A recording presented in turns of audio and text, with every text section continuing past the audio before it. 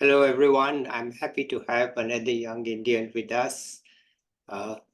Little bit not so smiling, but I'm sure once he begins to tell his story, we'll all have a little bit more of a less serious look. But he's a PhD scholar, so maybe he's going to be serious.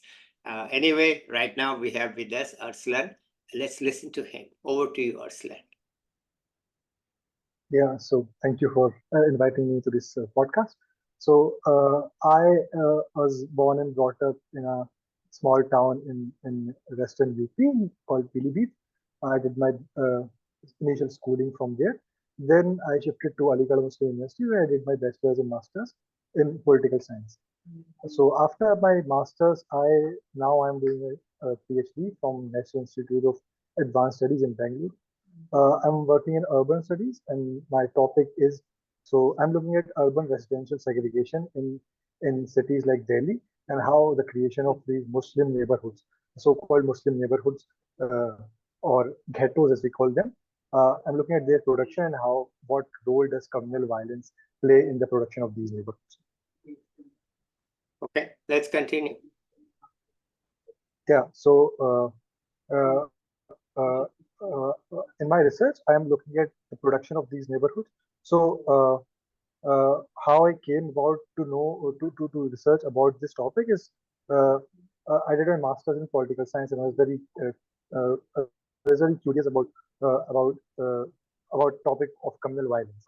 So I started reading different scholars in communal violence, and that was the one thing that struck me that to understand the kind of communal violence is a phenomena in UP, because there's been a lot of work on communal violence in these North India and other parts of India.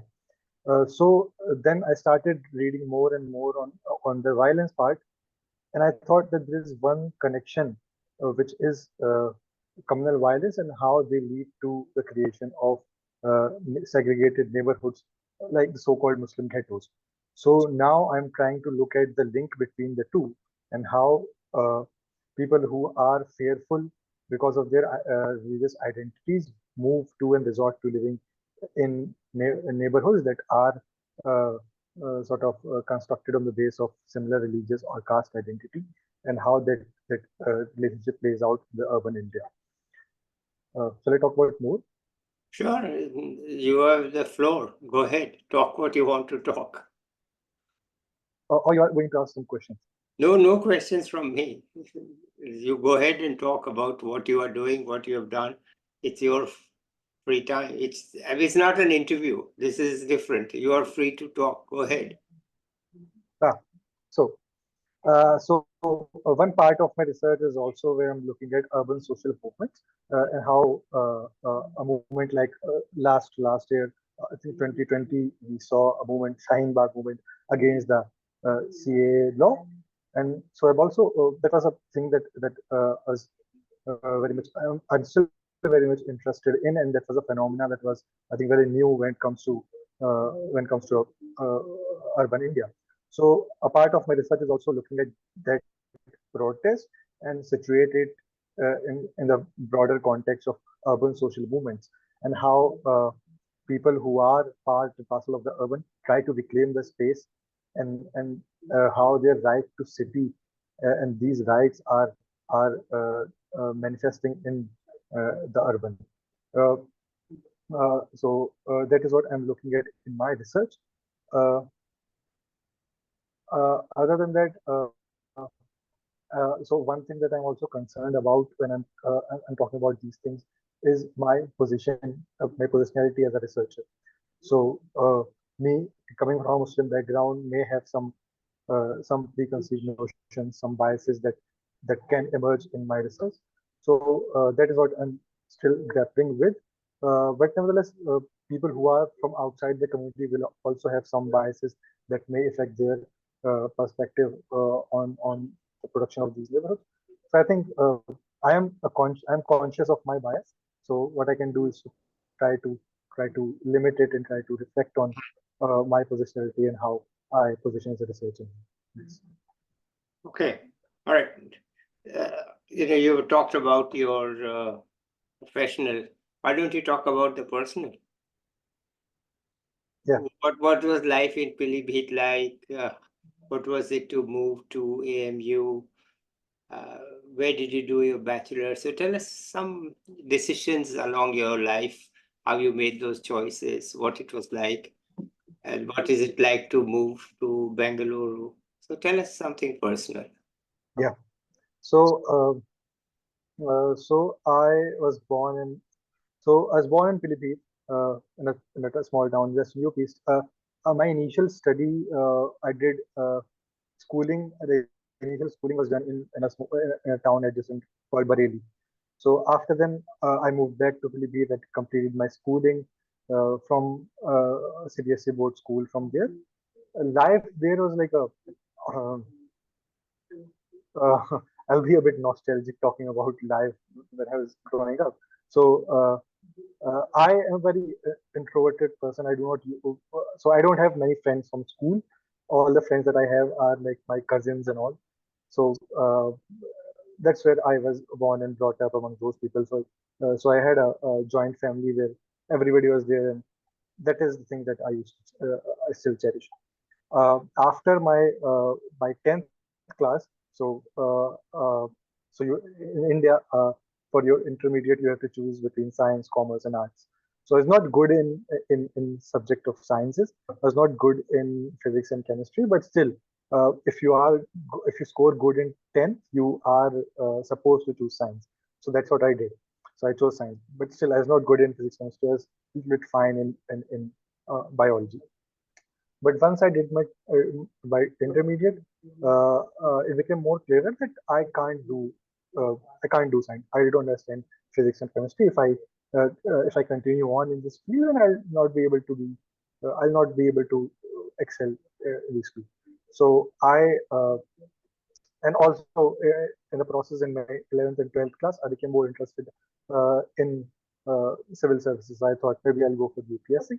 So that's why I applied for Aligarh Muslim University in bachelor's political science honors. So I got in. Life in Aligarh became so it was a bit uh, everything changed there.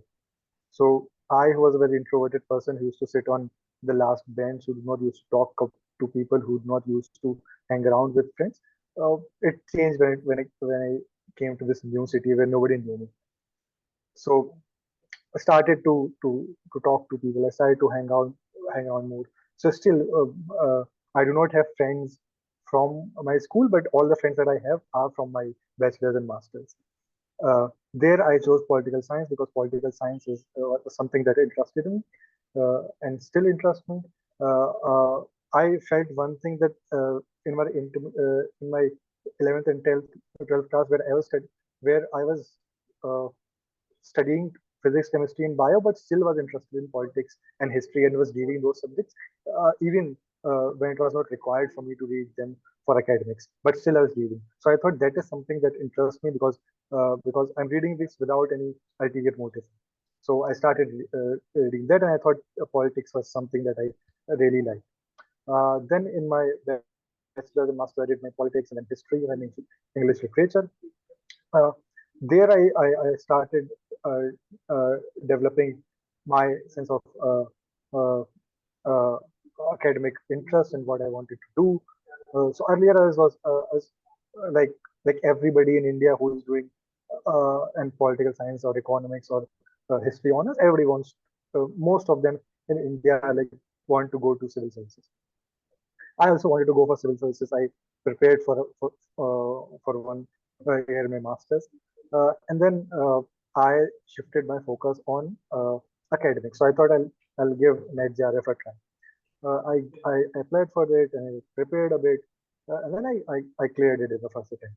So I thought maybe academia is a better choice for me because the one thing that I like is reading and thinking and writing. So I think uh, in civil service you won't get that chance of thinking because you are not supposed to think. You're supposed to act on the orders that are given to you. So I thought academia would be a better place for me. And then after my masters, I was a bit confused where to go for uh, where to go for pure political science or other subjects. So I was thinking of doing PhD on a very theoretical topic in political science. But then I thought that uh, if I do something that is of immediate that's of immediate interest to the people living in India, and so I came up with this topic of communal violence and urban residence segregation because I thought that is something that affects everybody in day-to-day life. And uh, also when I go to big cities, whether it's Bangalore, whether it's Ahmedabad, Mumbai, or Delhi, and you have your relatives and friends who are Muslim living in a Muslim neighborhood. So that is something that made me think that why is this phenomenon so prevalent in the urban? So when we think of the urban, we think of urban as an emancipatory concept that all the ascriptive identities of caste, of class, of not class, of caste and gender, other things would not work in the urban, Yeah. but urban would be emancipatory and everybody would be equal. But then when you see it when you research on it, you think that it's very unequal. Inequality is very rampant in the urban. The urban is as segregated, as communal, as caste as the rural. So that's what So made me interested how in was this. Pilibhit? Is it segregated in the way that you are talking about? No, it is segregated on the lines of occupation, on the lines of religion to some extent. But then that segregation is very different from the segregation that you'll see in a city like Bangalore and Delhi. So For tell us example, about it.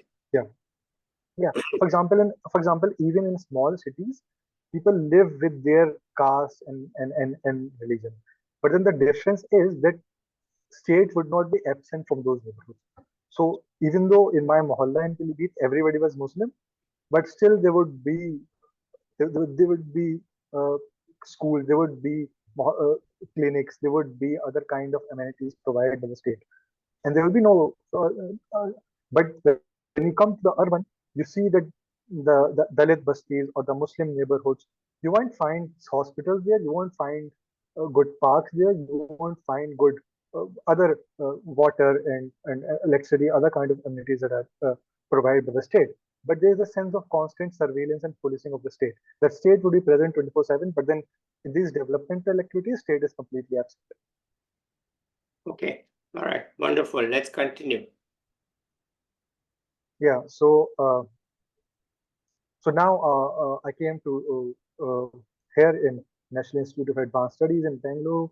So it is an interdisciplinary institute where there are people from different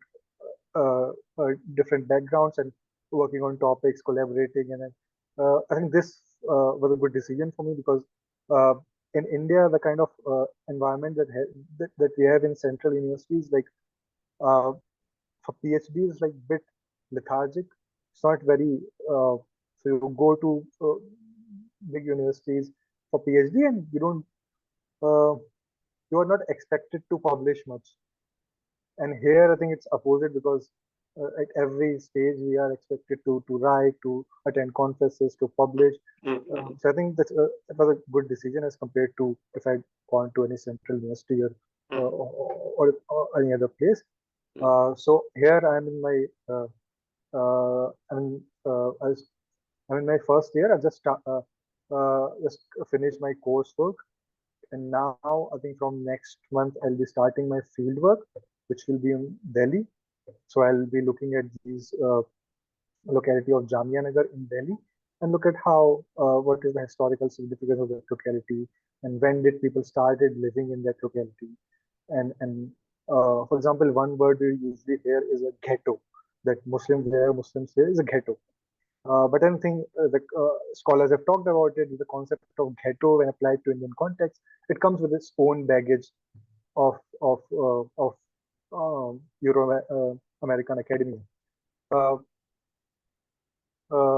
uh, so I'll also be looking at also be doing a bit of ethnography and also phenomenological research and looking at how what is the people's perception about these localities. The people who live in these localities, what do they perceive it to be? Do they perceive it to be a ghetto? Do they perceive it to be just like any other neighborhood from like any other neighborhood in the city? And what they feel and what are the reasons for them living in these localities? For example, when it comes to these localities, one or two reasons that people usually give is that One is discrimination. That people talk about discrimination in housing rental market. That if you are a Muslim or a Dalit or a single woman or a non-vegetarian, you are not you. It's difficult for you to get a house. Here also in Bangalore, you'll see places where there's a house for rent, but they'll have a sticker put in that only vegetarians allowed or only married people allowed.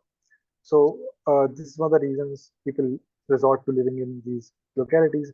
Another reason that I'm looking at is obviously communal violence and how people who are who are fearing uh, because of their religious or caste identities resort to living in these localities.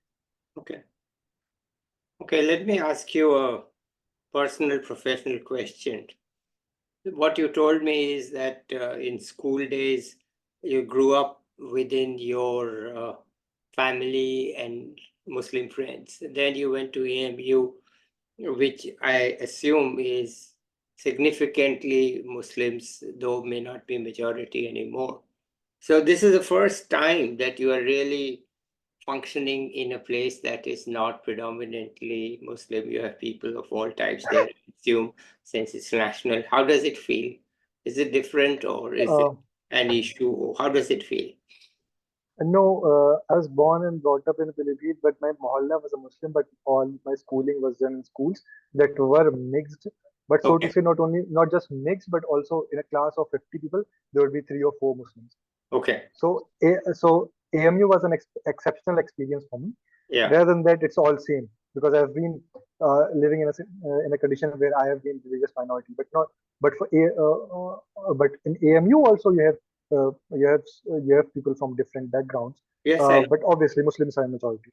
Yeah, Yeah. So it was the exception of the experience of AMU was in a sense exceptional for me. But there also I learned different things. For example, I learned that Muslims the community are not homogeneous. You'll find people who are Muslim from Kashmir very different from Muslims from Kerala, very different from Muslims who are from Indonesia, very different from Muslims who are from Yemen. So that is, I think, that experience is also something that I gained there. mm. But here in Bengaluru, the institute is probably minority Muslim, right? Yeah, in my school, I think it's nobody else. Nobody else. So Yeah. how does it feel? No, because so earlier I was concerned about my identity. I would feel that if I am in an environment where I am a minority, how would it feel? But then uh, now I know that's how I am now. I've made peace with it. That wherever I'll go in India, I'll be the minority, and I have to function in a way that functions. But then now I'm very secure about my identity that whatever so when it comes to professionalism, whatever I'm researching, I know why I'm researching. I have arguments for my research. That Mhm, if somebody questions me about my research, mhm, I'll not argue them on the basis of my identity, but the basis of my knowledge as a researcher. mhm. So that is what I'm trying to deal with it. Okay. But does anyone care in this institution that you are Muslim? No, nobody will care that I am Muslim, but people will have not just in this institute, but otherwise, when I'm talking about my research, people will have this one question that you are a Muslim working on Muslims. So, won't it be a bias? Can biasness come in? So, my simple answer is that somebody who is not a Muslim working on Muslim can also be biased, Yes. and I can also be biased. But Okay. it's important to be conscious of my bias and to try to limit it and try Yeah. to Yeah. yeah Yeah. But your research has to be objective. If you're yeah going to get a PhD, the research has to be objective. It has to be data-based and not just opinions. Okay. You can't put yeah your opinions in a PhD. That won't fly. yeah You'll obviously. never get your PhD based on opinions. So I think you are safe there. All right. Anything else you want to tell us? Maybe some advice to youngsters, some tips to young people? Uh, So to the young people, one advice that I want to give is that uh, read when you are in your bachelor's and masters. Read as much as you can. Don't don't think about careers, but don't focus too much on on a path of career, just read and explore as much as you can, and that will guide you in whatever you want to do in life. All right. Any teachers that had a particular impact on you, or any other mentor or senior or guide, something like that, or basically you have made your own path?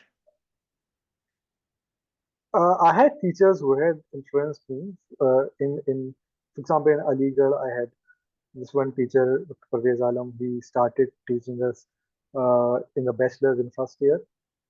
And then I would be one thing that I really like about some of my teachers and is that some of them like very well read. No, the fact that they are teaching political science, but they are not just very well versed in politics, but not just in politics, but also in philosophy, but also in poetry, but also in economics, but also in history. And when they come to the class with all these different things, I think that is what influences me.